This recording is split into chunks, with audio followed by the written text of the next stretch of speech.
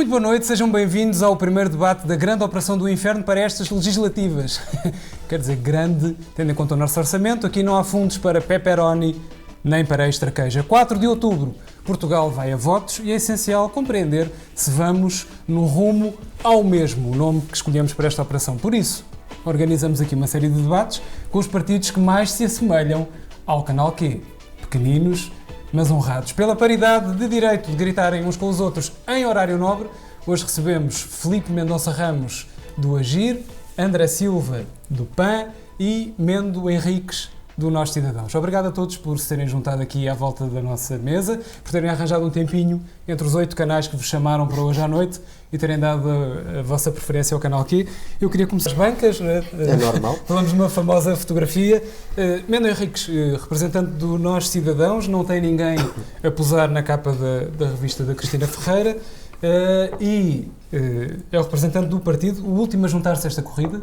Corrija-me se estiver errado, foram os últimos. Creio que o último, efetivamente, foi o PURB, mas fomos o mais jovem em termos, pensamos, de dinâmica, não é? Não realmente do ponto de vista das capas da revista, não, mas vim equipado, não é? Para Sim. tentar dar alguma resposta também, não Nesta altura ainda se pode fazer propaganda, não é? Só no dia 3 de outubro é que não se vai poder fazer. A ideia é essa mesma, a reflexão.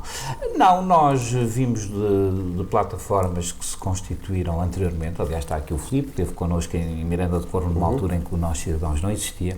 Possivelmente é um caminho que no futuro vai voltar a acontecer, porque estes partidos emergentes vão ter um papel, num certo sentido histórico, no 4 de outubro, que é ajudar a pôr fim a estas maiorias absolutas que têm imposto políticas que levaram à degradação da qualidade de vida dos portugueses. Quanto mais não fosse, isso é um contributo de todos os partidos emergentes, entre os quais, penso eu, os representados aqui à mesa. Depois o futuro dirá, e nesta nossa conversa teremos a ocasião de dizer. Muito bem, então aquela questão que o nosso Presidente da República tantas vezes tem levantado, procurar o consenso, conseguir uma maioria confortável, não diz nada ao Nós Cidadãos. Eu penso que ele próprio já não diz isso muito quando nós nos despedimos dele no 9 de março. O que vamos lembrar é apenas um longo desfalecimento das funções presidenciais e é, digamos assim, a necessidade de revigorar a democracia portuguesa. Por isso é que nós estamos a falar com movimentos de cidadãos independentes. O Nós Cidadãos, no fundo, é uma plataforma nacional de movimentos de cidadãos. O nosso nome é o nosso programa, não é? E achamos que a renovação da democracia tem que passar por trazer novos rostos, novas pessoas e novas participações. Muito bem. E falávamos disso em off. Provavelmente de eleição do Nós Cidadãos, um caso particular que foi avançado pelo Jornal Expresso. Provavelmente o Nós Cidadãos poderá eleger em Macau. Explique-nos lá este braço armado no Extremo Oriente, não no Médio, que pode permitir este resultado, que se calhar não se esperaria. E não só, quer dizer, naturalmente lhe respondo a isso, mas, por exemplo, em Lisboa, os nossos eventos 10, 15, 20, 25 e 30 de setembro, é fácil fixar, porque é de... Números redondos. É verdade, e começamos no 15 de setembro porque vamos fazer um comício-festa sobre o Dia da Cidadania. Aliás, por exemplo, um dos iniciadores até pertence agora ao Giro, no Ramos de Almeida, desse evento, mas é uma data que é, de certo modo, a data da transição. Portanto, a referir-se àquela manifestação gigantesca de 2012. Mais de 1 milhão de pessoas, certamente, não é? Que chamamos o Dia da Transição porque se percebeu que o problema da democracia não é só eleger os representantes, mas é a participação dos cidadãos, que não é só o Estado que garante a qualidade de vida, mas é também os cidadãos, e por isso é que nos chamamos 10 cidadãos. Depois teremos a Marcha da Mobilidade, teremos um grande evento mobilizador por causa do problema da restauração e, finalmente, teremos a Vigília de Solidariedade, Nós Cidadãos Solidários, junto ao Pavilhão de Portugal. Portanto, Lisboa é uma aposta nossa por todos os motivos. Estamos a falar do Círculo Eleitoral de Lisboa, com quase 2 milhões de recenseados, possivelmente quase 1 milhão de votantes, e isso é uma coisa importante. Nós temos votado, nós estamos a intervir para chamar abstencionistas. Muitas pessoas que vêm ter connosco dizem: eu votei uma vez, eu votei 2 vezes, vocês vão fazer votar agora. É ao todo, é impressionante. Pessoas com 40, 50 anos. Isso é importante, trazer as pessoas para...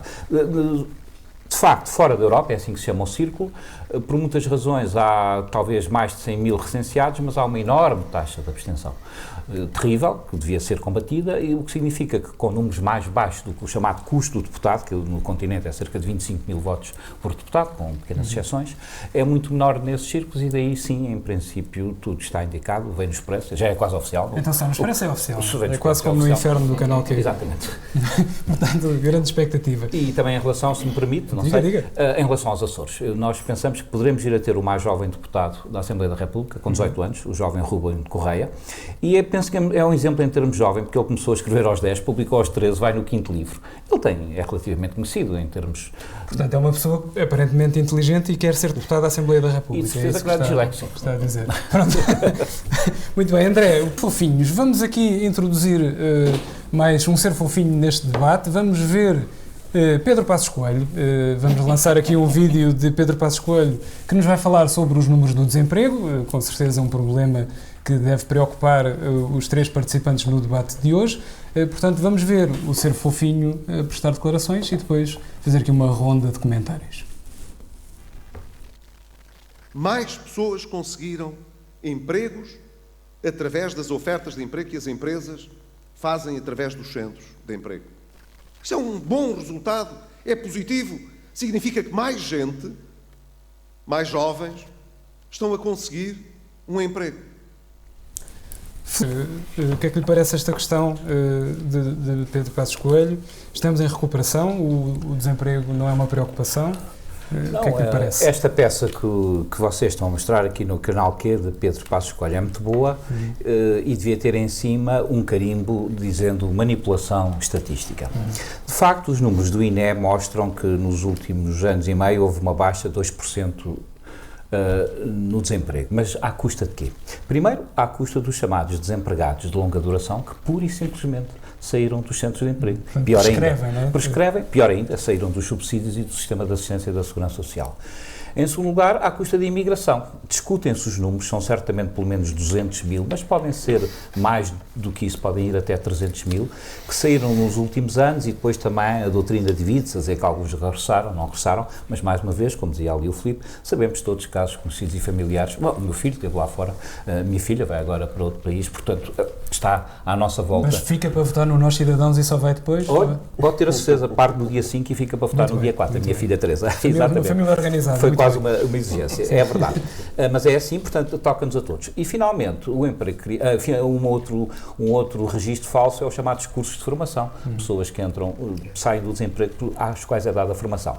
Portanto, isto é uma manipulação clara de estatísticas e pode-nos surpreender que, apesar de todas estas mentiras, porque, em último caso, uma manipulação é uma mentira feita pelos ministros da coligação, ainda haja quem esteja a atribuir votos. Isso tem a ver com um certo conformismo e uma falta de atenção, talvez, dos grandes meios, dos vossos grandes concorrentes, mas ainda bem que vocês aqui dão voz a todos nós, os partidos emergentes. Nós queremos rebentar com eles. Por outro lado, o emprego que é criado tem muito a ver com a precariedade, não é? É um emprego precário e isso porque a outra grande tentativa do governo, ou seja, a tentativa, como noutras peças da coligação vem, bom, nós tentámos... Vamos ver mais coisas ainda ao longo do programa. Tentámos ir através da chamada política de investimento, mas ao contrário de um país que também aplicou políticas austeritárias, a Irlanda, mas tem crescimento de 6%, o nosso crescimento é totalmente medíocre. Portanto, numa palavra, isto é manipulação pura, não é por aqui que podemos ir a um bom caminho. Muito bem, André, Pedro Henriques, como é que vai ser a campanha do Nós Cidadãos? Vai haver punk rock e secretismo e ações diretas ou vai ficar pelas datas redondas, o 10, o 15, o 20, o 25? Em Lisboa, sim, pelas datas redondas para que todos fixem.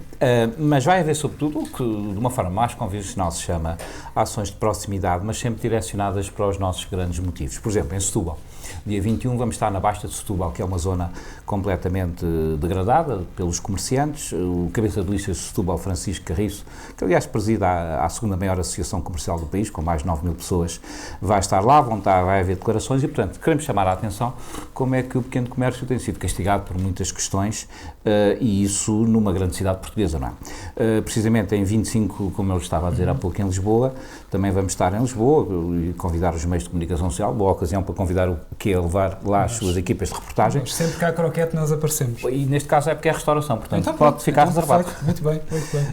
E mais uma vez, para chamar uma questão central, que para nós é não só a baixa do IVA, como a luta contra a burocracia. É espantosa a quantidade de licenças, de pedidos, embora sejam licenças e pedidos camarários, isso tem a ver também com as empresas. A iniciativa empresarial no país está completamente bloqueada por uma burocracia completamente hedionda, que rende alguns créditos ao Estado, até até são avaliados em cerca de 6 mil milhões, mas esses 6 mil milhões que entram para o cofre... receita, não é?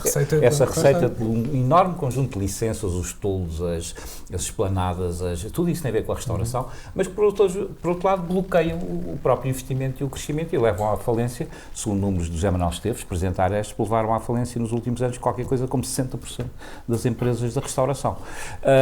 No Porto, por exemplo, por outro lado, vamos falar do problema do sobreendividamento das famílias, sabe que isso é uma questão forte do... Nunca ouvi falar, não sei, por acaso. Olha, há cerca de 4.200 milhões de portugueses com, enfim, que estão a pagar contas, empréstimos ao banco. Desses 4.200.000, 700.000, que nunca ouviu falar, estão em situação de ruptura, de falta de capacidade de pagamento. E depois os casos extremos são as pessoas que, não são ainda os casos extremos, os casos subextremos são as pessoas que vêm as casas penhoradas. Penso que os casos extremos são alguns dos casos de suicídios das pessoas que entram em completo desespero ou antes disso na disfunção familiar, na violência doméstica. Portanto, vamos chamar a atenção para que esses problemas do sobreendividamento não são apenas um problema económico, são um problema humano, são um problema social e as nossas campanhas, portanto, são de ações diretas nesse sentido, não só para andar a distribuir folhetos e dizer que somos interessantes, mas sim para chamar a atenção para os problemas reais. É isso que nós vamos fazer. Pois Açores e Madeira têm também campanhas específicas. Bem, André, como é que vai ser riqueza? Vamos ver outra criatura fofinha, agora adotei esta designação, não sei se nos próximos debates isto vai acontecer, mas temos o Ministro Pires de Lima, Ministro da Economia, a falar, imagine-se, sobre crescimento, que é a palavra que está na boca de todos os portugueses, mais ou menos. Dir-se-á, não é um crescimento espetacular, certo, mas é um bom crescimento. Estamos na rota certa, estamos no caminho certo. Mendo Henrique, estamos na rota certa e no caminho certo? Se sim, o que é que o nosso cidadão está aqui a fazer? Sim, absolutamente. Estamos com a coligação, estamos no caminho certo e na rota certa para o desastre. Isso não tem qualquer dúvida e, portanto, as afirmações têm esse sentido. Não acredita que estamos em recuperação com os números do PIB? Não é uma questão de acreditar, era o que eu dizia há pouco, a Irlanda, que teve uma política austeritária duríssima, mas o que é que aconteceu na Irlanda ao contrário de Portugal? É que a Irlanda fez, de facto, uma reforma de Estado. Não fez cosméticas e manobras para inglês ver, ou neste caso para a troika ver, como seja a famosa reforma a relvas da fusão das freguesias que não serve rigorosamente nada. Havia aquela do Paulo Portas com o tamanho 16 e o triplo espaço. Exatamente, assim os assessores tiveram um pouco de trabalho julgando que iam dar grandes ideias. Portanto, estamos mais uma vez perante a manipulação. E as políticas austeritárias que vieram, por assim dizer, agravar as políticas, vamos chamar neo-keynesianas dos dois anteriores governos de José Sócrates, sobretudo do segundo governo, a partir da crise internacional de 2009, tomaram o caminho errado no nosso grupo, número 2 da minha lista de Lisboa, em que eu sou cabeça de lista, Pedro Policarpo e o nosso grupo de economistas têm preparado uma espécie de manifesto que vai também surgir dentro dos nossos elementos, em que mostram como é que é preciso mudar de paradigma em 2 ou 3 pontos centrais. Um deles, por exemplo, é a segurança social. Nós achamos que as grandes empresas como a REN, a Galp, a EDP, enfim, as transportadoras... Empresas chinesas em geral, não é? Empresas chinesas em geral, assim os técnicos chamam-lhe que vendem bens não transacionáveis, ou seja, têm que nos vender a nós, portugueses e portuguesas, aquilo que produzem ou que servem e que têm contribuições absolutamente ridículas e inaceitáveis para a segurança social.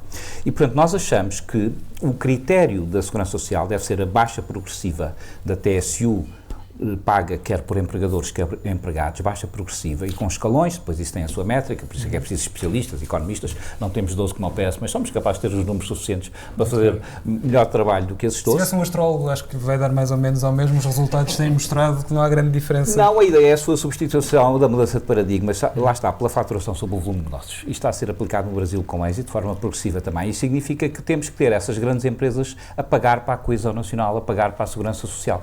Em vez daquelas palavras da doutora Maria Luís a pensar onde é que vou roubar 600 milhões que faltam para a segurança social. E ela disse, eu tive que roubar à classe média porque não há ricos em Portugal. Depois o doutor António Costa teve uma ideia, mandou vir o Piketty diz, olha, cá aí uns ricos que você ainda pode taxar. E então no partido, nas propostas do PS, há uma tentativa de maiores impostos sobre a riqueza, não é? Mas isso não vai dar nada porque rapidamente esse dinheiro desaparece. É sobre essas grandes empresas que se servem de nós que tem que assentar uma das mudanças de paradigma para que, de facto, possa haver crescimento. Por outro lado, a corrupção. Aquilo que o ministro Pires de Lima não diz naquela peça é que Realmente há uns chineses, como disse bem, talvez uns angolanos que vêm investir em Portugal, mas não há americanos, nem há franceses, nem há ingleses, nem há alemães. Porquê?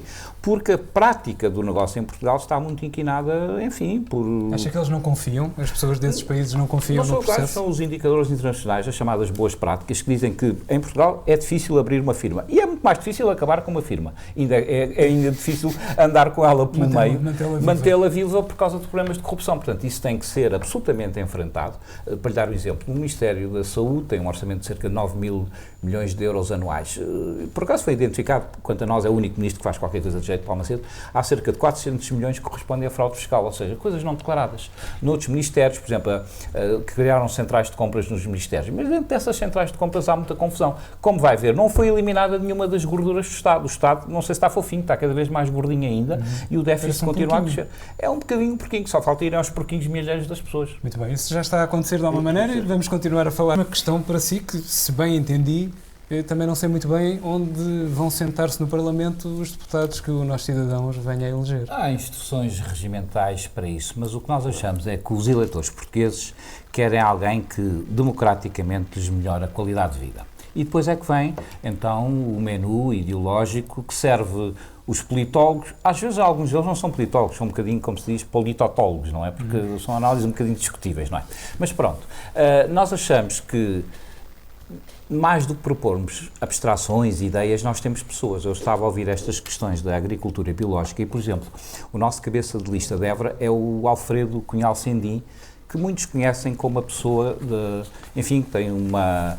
no fundo, que criou o chamado Banco e a Agência Agrícola, em que oferece terras, um conjunto de pessoas com terras, oferece terras para hortas experimentais e combate a monocultura, porque diz que Portugal não deve ser um país de monocultura agrícola, mas um país de agricultura mediterrânea, ou seja, diversificada. E nesse aspecto pode ficar descansado. Penso eu, com algumas farinheiras e queijos, porque ele faz um que pouco... eu gosto. Pois, em princípio... Mas isto agora preocupa-me um pouco, esta questão da pecuária. Vamos todos evoluir em conjunto, acho eu, nesse aspecto. E entremeada, então? Isso... Sem dúvida. O que significa que, portanto, o que é preciso é encontrar pessoas que tenham soluções. É disso que os eleitores estão à procura. Naturalmente que essas pessoas têm que estar cimentadas num programa articulado e coeso para que cada uma não puxe para o seu lado. O que nós procuramos no Nós Cidadãos é que as nossas ideias, que são debatidas internamente e que tivemos um programa político participado, temos agora o programa eleitoral, enfim, que está completo e com o tal Manifesto dos Economistas a sair pelo meio, o que nós pensamos é que as iniciativas, não havendo receitas mágicas, há 2 ou 3 princípios que têm que ser tomados. O primeiro, claramente, é o evitar qualquer promiscuidade entre políticos e negócios, entre representantes na Assembleia da República e interesses negociais, entre membros do Estado que ao mesmo tempo tenham interesse em empresas privadas ou que estejam num sistema de porta giratória que entram e saem. Isso é uma Trabalhem em condição... escritórios de advogados e sejam deputados ao mesmo tempo. Deputados, ou que tenham governantes com acesso privilegiado a dossiês e desse género. Em segundo lugar, é preciso soluções que façam crescer de uma forma democrática o investimento. Isso significa, para nós, que, por exemplo, o problema de endividamento, para dar mais um exemplo para nós decisivo, uma pessoa sozinha a enfrentar dívidas do banco, uma pessoa sozinha a enfrentar dívidas, nem que seja a operadora telemóvel, pouco consegue. Mas se o Estado e a sociedade civil tiverem formas de agregar 600 pessoas com as dívidas do banco, o banco vai reagir de outra maneira quando há 600 pessoas juntas a porem o mesmo problema, ou a operadora de telemóveis quando tem um provedor das 600 pessoas. E isto para nós é sindicar o endividamento, que é uma das formas de o renegociar. Dizia há pouco o Filipe, e muito bem, que se alguma coisa cresceu foi a dívida pública, mas nós acrescentamos. E cresceram as dívidas das empresas e as dívidas familiares. Porque fala-se muito da dívida pública, que é grave, mas fala-se menos das dívidas familiares e das empresas. Da dívida privada. Da dívida privada, que aliás é mais grave em termos de números. Os números são conhecidos, são cerca de 130 mil milhões para a dívida pública, grosso modo, digamos assim, e de qualquer coisa como 100 mil milhões para as dívidas das empresas e 120 milhões para as dívidas privadas, das quais uma boa fatia, como sabe, tem a ver com o crédito à habitação. Depois outra fatia tem a ver com outros gastos. O Filipe estava só aqui fazer aqui isso, endividaram-se, porque também o Estado nunca lhes deu outra solução, senão endividarem-se. Mas a dívida, ou esse endividamento, estava controlado até ao ponto em que membros dessas famílias começaram a perder emprego. Portanto, um pai e uma mãe que trabalhavam e tinham os dois empregos e tinham a sua casa e pagavam e honravam as suas contas, de repente um deles ficou sem o negócio que tinha, por causa da crise, ou ficou desempregado e essa família já não conseguiu responder a essa dívida. Portanto, este endividamento que a maior parte das famílias tem não é por responsabilidade das famílias, não é por má gestão das famílias. Não é? É por má gestão do Estado e depois, ou indiretamente ou por consequência, acabaram por atingir as famílias. Portanto, são duas coisas um bocado diferentes. O endividamento privado tem uma razão. Tem uma razão que é um bocado externo às próprias pessoas. E depois, o endividamento público, não. É direto. Somos nós que elegemos as pessoas que lá estão que depois fazem maus negócios ruinosos para o Estado. Mas se me permite, é tanto mais importante começar por resolver os problemas das famílias e das empresas do que resolver a questão da dívida do Estado, que não depende só de Portugal. Aliás, tem corrido relativamente bem, não é por nenhuma virtude do Governo, é porque a conjuntura internacional foi extraordinariamente favorável à queda das taxas de juros. Isto não tem a ver com nenhuma bondade. Graças a São Mário Draghi, né, o santo a que todos os portugueses deveriam rezar se soubessem. Ultrapassa claramente os santos nacionais, isso não temos dúvidas. O que nós achamos é que há aqui uma emergência, que é uma questão de justiça social, impedir, lá está, que empresas inteiras e microempresas vão para a falência, impedir que famílias sejam lançadas no desespero porque os seus bens são penhorados. Nós vemos exemplos escandalosos da pessoa que perde a casa porque não pagou 300 euros, enquanto que, enfim, quem tem aquelas dívidas monumentais... Pode ser perdoado, pode ser perdoado porque se esqueceu de pagar as suas contribuições à Segurança Social. Vamos voltar a mostrar uma pessoa fofinha, a terceira e última deste debate. No caso, uma pessoa que pode vir a ocupar um cargo de responsabilidade, quem sabe, se as sondagens o confirmarem. Aparentemente o Partido Socialista está um nadinha à frente na corrida. Vamos ouvir Mário Centeno, que é um homem que pode ter muito jeito para fazer contas, o futuro dirá, para lidar com elas em público, não tanto. É uma pergunta de sim ou não. Se acha viável essa receita através das portagens? Todas as receitas e todos os mecanismos que possam vir a ser necessários pensar para a Segurança Social devem merecer a nossa consideração. A viabilidade é uma matéria que depende do conjunto de medidas que estejam em cima da mesa. Henriques, eu vi no programa do Nós Cidadãos que uma das defesas que fazem é das tradições e da cultura portuguesa. Esta questão diz-lhe alguma coisa, os espetáculos tauromáquicos, as verbas afetas a estas questões? Estamos muito mais preocupados com as touradas na Assembleia da República, no sentido, faz-me lembrar aquele ministro Pinho, não é, que saiu de lá de uma forma Foi demitido precisamente por uma questão tauromáquica. Nesse sentido, sim. Por outro lado, tanto quanto eu sei, os apoios dados não são diretamente à indústria tauromáquica, mas são apoios para a agricultura. Não é uma questão central para nós. O que nós pensamos é o seguinte: se, de facto, o bem-estar dos portugueses for elevado com novas políticas anti-austeritárias, então poderemos pensar no bem-estar dos animais. Mas, enquanto há famílias completamente na miséria, enquanto há sofrimento que nós vemos expressão diária e que se traduz realmente não só em violência doméstica, enquanto as famílias que são financeiramente insustentáveis por causa das suas dívidas à banca se tornam economicamente sustentáveis porque perderam, por exemplo, a casa ou porque perderam o emprego, então essa é que é a nossa prioridade. Temos que ver isto com um longo prazo, isto é, sem dúvida que as próprias sociedades ocidentais, para dar aqui uma visão assim, sem ser rumo ao mesmo, mas rumo ao diferente, claro que a sociedade ocidental está a mudar no sentido em que as novas tecnologias, todo esse progresso, vai exigir novas formas de ocupação do tempo que não podem ser tomadas pelos empregos convencionais na indústria, que têm cada vez mais robôs e não necessariamente nos serviços. E, portanto, o que nós, cidadãos, juntando pessoas de muitos setores, têm feito, e penso que outros partidos emergentes também o fazem, nomeadamente os aqui presentes, é pensar que a própria sociedade tem que se reformatar. Por exemplo, a questão dos horários de trabalho. Porque é que há de começar todos os empregos às 9 da manhã e terminar às 5 da tarde, quando bastava desformatar dias e horas para que pudesse haver um regulamento e um plafonamento de horas, descongestionando o trânsito, por exemplo, os acessos à Grande Lisboa, os acessos ao Grande Porto e mantendo serviços muito mais interessantes para todos. Aqui vai ter que haver a coragem de fazer diferente. Nós temos bons exemplos em Portugal, por exemplo, no aspecto da mobilidade tem havido bons avanços do que se fazem para cultivar, por exemplo, os transportes alternativos, podíamos estar mais avançados e, portanto, temos que pensar, temos que usar também as patentes que estão a ser criadas e a investigação científica, universitária, para criar realmente novas indústrias. Estou-me a lembrar daquela cientista da Caparica que inventou, está a ver, o chamado display dos computadores com biológico e orgânico, quase como uma folha que se desdobra em vez de ser mudar o paradigma então e usar a tecnologia. Isso é muito importante e é isso que nos pode fazer aumentar o bem-estar. À medida que o bem-estar dos portugueses aumentar, então podemos, sem dúvida, nos concentrar-nos no bem-estar também, nomeadamente da natureza em geral e dos equilíbrios sustentáveis. Muito bem, estamos mesmo, Henriques, se fizer o obséquio então de quase terminar a nossa emissão, que eu é que faço a despedida, mas os seus segundos de apelo direto ao eleitorado, se calhar ali para a Câmara 2. Com todo o gosto. O Nós Cidadãos tem um nome que é o programa. Votar no Nós Cidadãos é votar em cada um de nós. Isto é, não somos um partido com dogmas ideológicos, prezamos a liberdade de consciência de cada um relativamente a muitos dos problemas sociais, mas achamos que, por exemplo, para os jovens, no 4 de outubro é uma oportunidade única para fazerem uma experiência de ir votar. Achamos que para aqueles que eram abstencionistas, desta vez também podem fazer diferente e voltar ao sistema político, e por isso nós apelamos ao voto no Nós Cidadãos. Muito bem, fica